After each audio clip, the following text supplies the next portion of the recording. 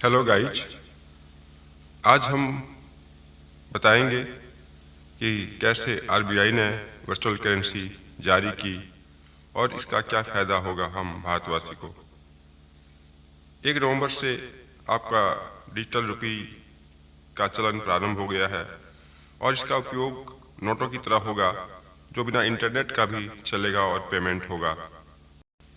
आखिरकार अपनी digital currency यानी वर्चुअल करेंसी की शुरुआत हो गई है। 1 नवंबर 2022 से होलसेल ट्रांजैक्शन में इसका इस्तेमाल होगा। हालांकि अभी से पायलट प्रोजेक्ट के तौर पर शुरू किया गया है। डिजिटल रुपी की शुरुआत होने के साथ ही हमें यह भी समझना जरूरी है कि ये क्या है और कैसे काम करेगा।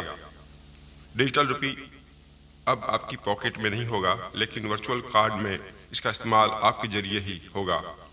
ये नोट की तरह जेब में रखने के लिए नहीं मिलेगा, प्रिंट भी नहीं होगा, बल्कि टेक्नोलॉजी के जरिए आपके काम आएगा। जैसे क्रिप्टो करेंसी बिटकॉइन का इस्तेमाल होता है, सरकार इसे पूरी तरह से लीगल टेंडर बनाएगी और मानेगी भी। इसमें निवेश भी आसान होगा। अच्छी बात यह है कि इससे हमारी सरकार आरबीआई रेगुलेट करेगा, इसलिए पैसा डूबने का कोई खतरा नहीं होगा। अब प्रश्न है कि कब तक आएगा डिजिटल रुपी। रिजर्व बैंक ने 1 नवंबर से बड़े ट्रांजैक्शंस के लिए इस्तेमाल होने वाले डिजिटल रुपीज के लिए कुल 9 बैंकों का चयन किया है। डिजिटल रुपी का इस्तेमाल बड़े पेमेंट और सेटलमेंट के लिए किया जाएगा। रिजर्व बैंक के मुताबिक इसका इस्तेमाल सरकारी सिक्योरिटीज यानी सरकारी बॉन्ड की खरीद बिक्री पर होने वाले निपटारे की रकम के तौर पर होगा। रिजर्व बैंक ने यह भी कहा है कि महीने भर के भीतर रिटेल ट्रांजैक्शंस के लिए भी इसको इस्तेमाल लाया जाएगा। सेंट्रल बैंक डिजिटल करेंसी नाम है इस वर्चुअल करेंसी का। क्रिप्टो करेंसी के जाल से बचाने के लिए सेंट्रल बैंक ने अपनी डिजिटल करेंसी इंट्रोड्यूस की है। इसका नाम CBDC central bank digital currency है। डिजिटल करेंसी का फायदा ये होगा कि अब नकदी का सर्कुलेशन कम होगा और वर्चुअल ट्रांजैक्शंस पूरे होंगे। इससे ट्रांजैक्शंस कॉस्ट में कमी आएगी। डिजिटल रुपी में फिजिकल नोट वाले सारे फीचर होंगे। लोगों को डिजिटल रुपी को फिजिकल में बदलने की सुविधा भी होगी। अभी तक की योजना के मुताबिक डिजिटल करेंसी के लिए अलग से बैंक खाता खुलवाने की जरूरत नहीं होगी।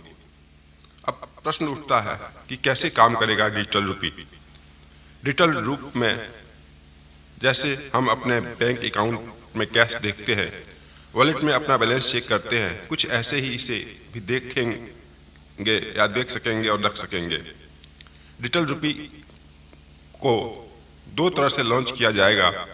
पहला होलसेल ट्रांजैक्शन यानी बड़े ट्रांजैक्शन के लिए, इसकी शुरुआत 1 नवंबर से हो चुकी है।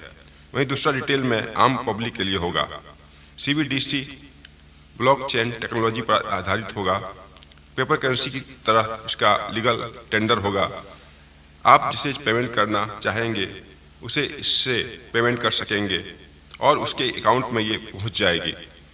CBDC इलेक्ट्रॉनिक रूप में अकाउंट में दिखाई देगा। CBDC को पेपर नोट के साथ बदला जा सकेगा। कैश के मुकाबले ट्रांजैक्शन आसान और सुरक्षित होगा। ये बिल्कुल कैश की तरह काम करेगी, लेकिन टेक्नोलॉजी के जरिए ट्रांजैक्शन पूरा होगा। एक तरह से इसे इलेक्ट्रॉनिक कैश कर सकते हैं। क्रिप्टो करेंसी से कैसे अलग होगी वर्चुअल करेंसी। क्रिप्टो करेंसी पूरी तरह से प्राइवेट है। इसे कोई मॉनिटर नहीं करता और किसी सरकार या सेंट्रल बैंक का कंट्रोल नहीं होता। ऐसी करेंसी गैर कानूनी होती है, लेकिन आरबीआई की डिजिटल करेंसी पूरी तरह से रेगुलेटेड है। सरकार की मंजूरी होगी। डिजिटल रुपी की क्वांटिटी की भी कोई सीमा नहीं होगी जैसे बिटकॉइन की होती है। सबसे खास बात है आरबीआई का रेगुलेशन होने से money laundering, terror funding, fraud की आशंका नहीं होगी। जिस तरह क्रिप्टो में करेंसी का भाव घटता बढ़ता है, डिजिटल रुपीज में ऐसा कुछ नहीं होगा। फिजिकल नोट वाले सारे फीचर डिजिटल रुपी में भी होंगे। लोगों को डिजिटल रुपी को फिजिकल में बदलने की सुविधा होगी। सभी को मिलेगा डिजिटल रुपी? ये प्रश्न हमारे सामने है। डिजिटल रुपी दो तरह का होगा। एक बड़ी रकम के लेन देन के लिए होगा जिसका नाम central bank digital currency wholesale होगा। इसका इस्तेमाल बड़ी वित्तीय संस्थान जिसमें बैंक, बड़ी नॉन बैंकिंग फाइनेंस कंपनियां और दूसरे बड़े सौदे करने वाले संस्थान होंगे। इसके अलावा रिटेल के लिए central bank digital currency retail भी आएगा। इसका इस्तेमाल लोग रोजमर्रा के लेन देन के लिए कर सकेंगे। ये भी पहले चुनिंदा जगहों और बैंकों के साथ शुरू होगा। रिटेल प्रोजेक्ट में सभी आयु वर्ग के लोगों को शामिल किया जाएगा। फिर उनके अनुभव के आधार पर जरूरत पड़ने पर फीचर्स में बदलाव होगा। नोटों की तरह होगा डिजिटल रुपी। डिजिटल रुपी को डिजिटल पेमेंट सिस्टम की अहम कड़ी यूपीआई से भी जोड़ा जाएगा। इससे लोग पेटीएम, फोन पे जैसे दूसरे अहम वॉलेट से लेन देन कर सकेंगे। जिस तरह 10, 20, 50, 100, 500 वाले नोट होते हैं, उसी वैल्यू वाला डिजिटल रुपीज भी आएगा।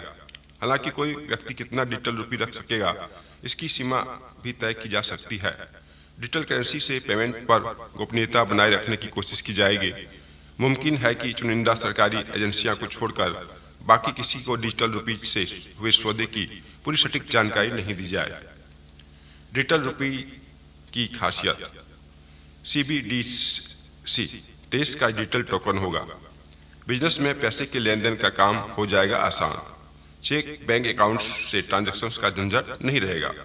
मोबाइल से कुछ सेकंड में पैसे ट्रांसफर होंगे। नकली करेंसी की समस्या से छुटकारा मिलेगा। पेपर नोट की प्रिंटिंग खर्च बचेगा। डिजिटल करेंसी जारी होने के बाद हमेशा बनी रहेगी।